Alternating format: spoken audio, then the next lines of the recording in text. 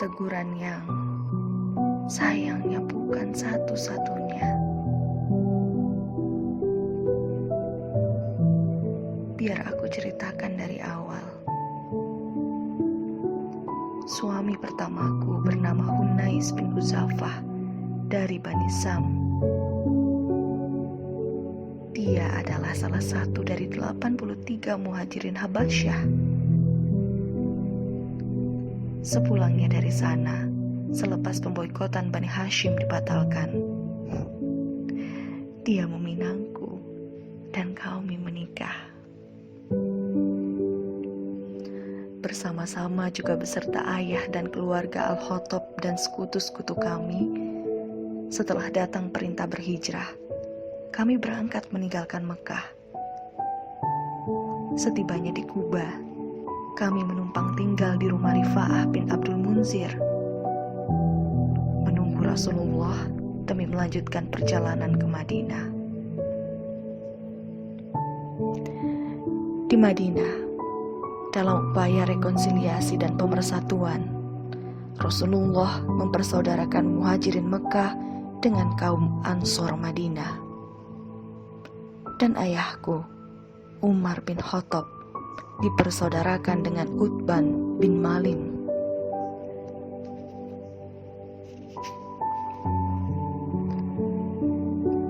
Gelombang kehidupan datang silih berganti, sementara kami, para imigran, beradaptasi dengan lingkungan yang sepenuhnya baru. Bangsa Quraisy adalah bangsa pedagang. Kami berdagang 2 kali dalam 1 tahun, menurut kebiasaan Qusay. Sedangkan bangsa Yastrib, Madinah ini adalah bangsa petani. Tempat mereka ditumbuhi pohon-pohon kurma.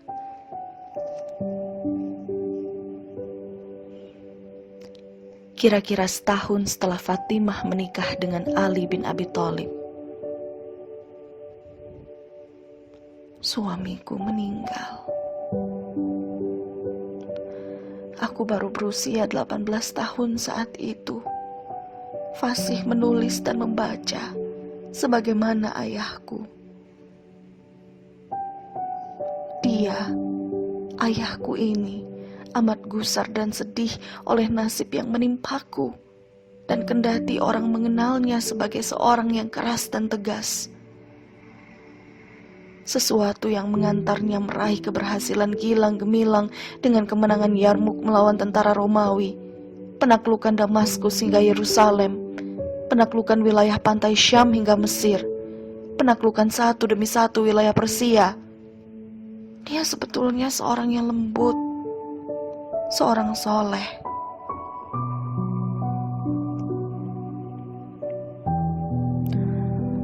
Aku akan mencarikanmu seorang suami, ujarnya. Seseorang yang lebih baik daripada Hunais. Demi memenuhi janjinya itu, ayah menemui Utsman bin Affan yang seorang duda. Tetapi Utsman dengan selembut yang ia mampu menolak permintaan ayah, karena ia bilang bahwa ia masih butuh waktu. Ketika ia mendapat sirat kekecewaan di wajah ayah, dia menambahkan, "Tetapi aku akan membantumu mencari orang yang lebih baik. Aku akan mencarikanmu seorang suami," ujarnya, "seseorang yang lebih baik daripada Hunais." Demi memenuhi janjinya itu, ayah menemui Utsman bin Affan yang seorang duda. Tetapi Utsman dengan selembut yang ia mampu menolak permintaan ayah, karena ia bilang bahwa ia masih butuh waktu. Ketika ia mendapati sirat kekecewaan di wajah ayah, dia menambahkan, "Tetapi aku akan membantumu mencari orang yang lebih baik." Ayah kemudian pergi menemui Abu Bakar, berharap sahabatnya itu berkenan. Tetapi, sebagaimana Utsman, dia juga menolak. "Demi Allah, hai Umar, aku telah beristri," ujar Abu Bakar. Ayah menghela nafas. Penolakan-penolakan ini, betapapun mampu ia terima alasannya, terutama Abu Bakar, tetap menyakiti hati terkecilnya. Oh, andai Utsman mau berubah pikiran, teriaknya dalam hati. Bukankah Ruqayyah telah setahun meninggal?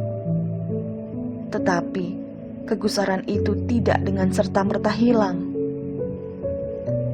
Ayah pergi menemui Rasulullah demi mengeluh. Anakku seorang cantik dan cerdas, wahai Rasulullah, dan ia masih berusia muda, tetapi sudah menjadi janda. Diam sejenak. Aku hanya ingin memberinya kebahagiaan, maka aku menawarkan pernikahan kepada Utsman bin Affan, tetapi dia menolak. Lalu aku pergi kepada Abu Bakar, dan dia menolak pula.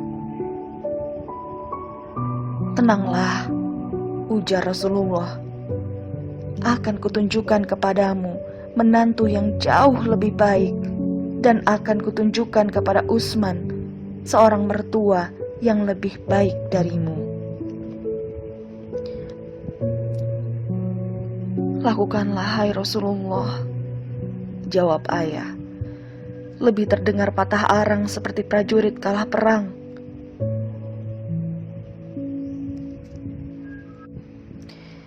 Jeda menggantung dalam hening ketika ayah larut dalam kegamangan, sedang Rasulullah menunggu untuk sahabatnya itu tiba dalam sebuah pengertian.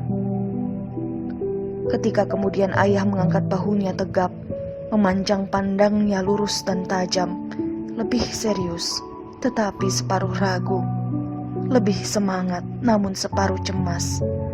Rasulullah tersenyum, mengangguk. Benar, ujar beliau, aku akan menikahi Hafsah dan menikahkan Ummu Kulsum dengan Utsman. Ayah dengan bersemangat menceritakan kabar ini kepada Abu Bakar, tetapi yang diceritai malah terkekeh menjawab, "Aku tahu, hai Umar, aku sudah tahu." Dan ketika ayah terdiam, Abu Bakar menjelaskan, "Jika saja Rasulullah tidak melarangku merahasiakan rencananya melamar putrimu," ujarnya, "tentu aku akan memberitahukannya ketika engkau menawarkan putrimu itu kepadaku." Pernikahan Utsman bin Affan dan Ummu Kulsum putri Rasulullah digelar lebih dulu. Aku masih harus menunggu masa idahku lewat. Ayah menjadi wali nikahku, sedang Rasulullah memberiku mahar 400 dirham. Pada saat itu, Rasulullah memiliki 2 orang istri, Saudah dan Aisyah. Dengan segera, sebagaimana ayah kami bersahabat, aku dan Aisyah pun menjadi kawan baik. Saudah yang berusia 20 tahun di atas kami, bersikap layaknya ibu bagi kami berdua.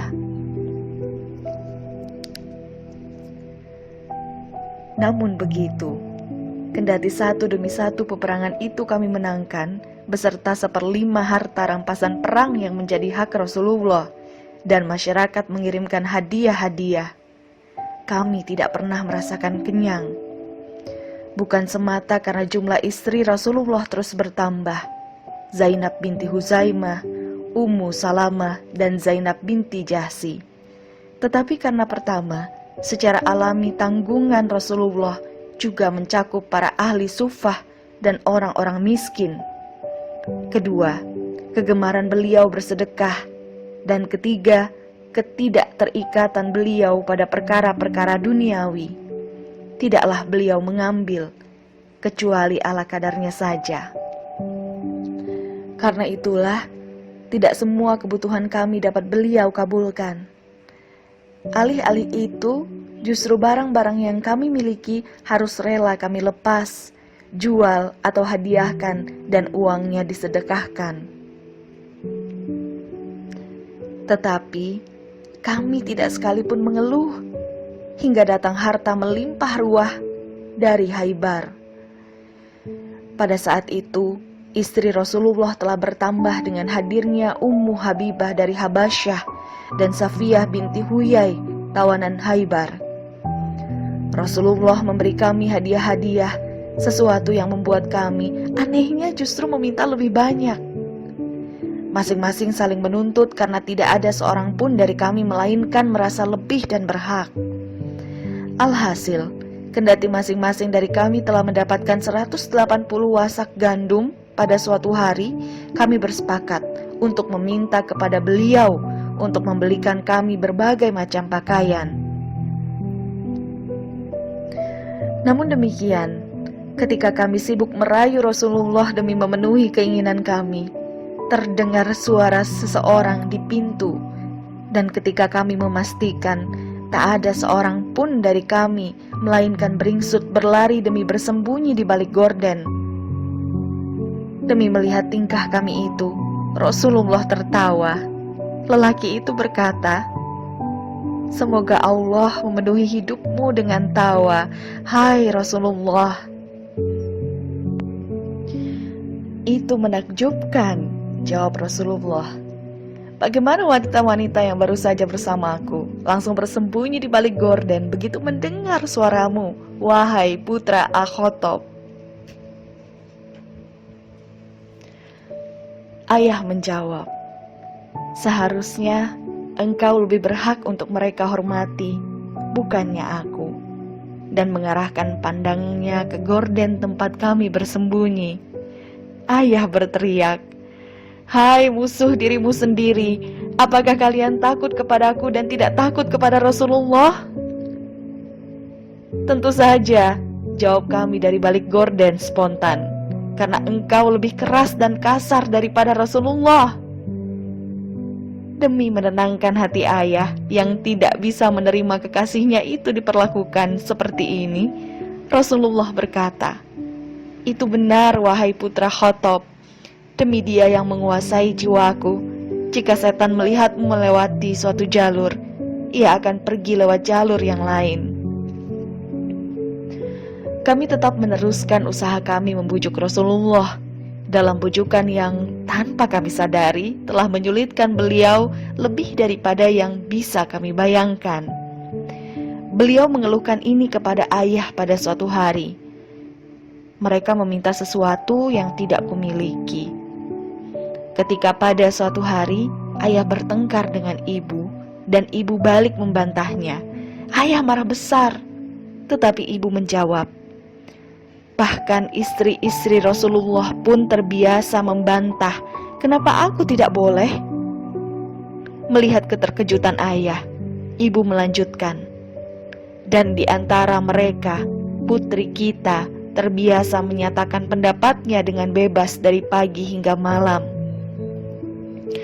Demi mendengar itu, ayah menemuiku, bertanya geram, "Apa benar engkau terbiasa membantah kepada Rasulullah?" Pipinya memerah menahan amarah. Aku membenarkan, "Demi Allah, engkau tidak semenarik Aisyah, juga tidak secantik Zainab." Lanjut ayah dan melanjutkan, "Apakah engkau yakin jika engkau memarahi Nabi, Allah tidak akan menghancurkanmu dengan murkanya?" Tanpa menunggu jawabanku, barangkali memberiku waktu untuk berpikir dan melunak, ayah pergi. Kelak aku akan tahu bahwa dia pergi menemui Ummu Salamah yang masih sepupunya. Berkata, "Benarkah engkau mengemukakan pendapatmu kepada Rasulullah dan menjawabnya dengan tidak sopan?" "Mengherankan," jawab Ummu Salamah, "apa gerangan hal yang mengundangmu mencampuri urusan rumah tangga Rasulullah?" Menghela jeda.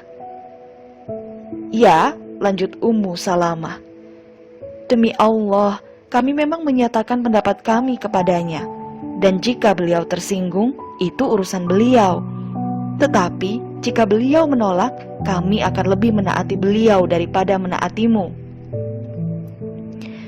Jawaban Ummu Salamah setidaknya menghentikan usaha ayah memarahi kami semua, walau nampaknya sikap kami masih menyisakan ketidaknyamanan di hatinya. Tak lama berselang, datanglah hadiah dari Mesir yang di dalamnya termasuk 2 orang budak wanita yang cantik jelita, Maryah dan Sirin. Rasulullah menikahi Maria, kerap mengunjunginya, dan itu membuat kami semua cemburu. Bahkan ketika gadis itu dipindahkan ke Madinah atas. Pada suatu hari, aku mengungkapkan keluh kesah ini kepada beliau. Amat sadar bahwa hati beliau amatlah peka, dan pada akhirnya, demi menyenangkan hatiku, hati kami, Rasulullah berjanji, aku mengharamkan Maria atas diriku, dan melanjutkan, janganlah engkau ceritakan kepada siapapun bahwa Maria haram atas diriku. Tetapi aku kemudian menceritakannya kepada Aisyah yang menjadi kaki tanganku dalam perkara wanita Koptik itu. Tetapi wahyu kemudian turun. Hai Nabi, mengapa kamu mengharamkan bersenang-senang dengan istri-istrimu yang Allah halalkan bagimu? Kemudian Allah membebaskan Rasulullah atas sumpahnya perihal Maria. Dia yang jiwaku ada dalam genggamannya, kemudian menegurku dan Aisyah, jika kamu berdua bertobat kepada Allah, maka sesungguhnya hati kamu berdua telah condong untuk menerima kebaikan. Dan jika kamu berdua bantu-membantu menyusahkan Nabi, maka sesungguhnya Allah adalah pelindungnya. Begitu pula Jibril dan orang-orang mukmin yang baik. Dan selain dari itu, malaikat-malaikat adalah penolongnya pula. Kepada semua istri Rasulullah, Allah memberi peringatan. Jika Nabi menceraikan kamu, boleh jadi Tuhannya akan memberikan ganti kepadanya dengan istri-istri yang lebih baik daripada kamu, yang patuh, yang mengerjakan ibadah, yang berpuasa, yang janda, dan yang perawan.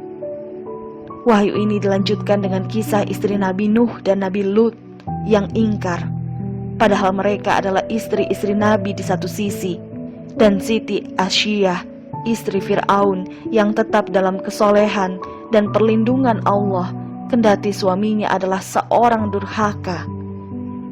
Di sisi yang lain, juga tentang Maryam binti Imran yang melahirkan Nabi Isa. Setelah Rasulullah menjelaskan semua peringatan ini, beliau meminta kami merenungkan tingkah laku kami sendiri, sesuatu yang kini kami sesali, dan beliau pergi menyendiri di beranda yang beratap, satu-satunya ruangan yang beliau miliki selain rumah-rumah kami. Tidak akan pulang melainkan setelah genap 1 bulan.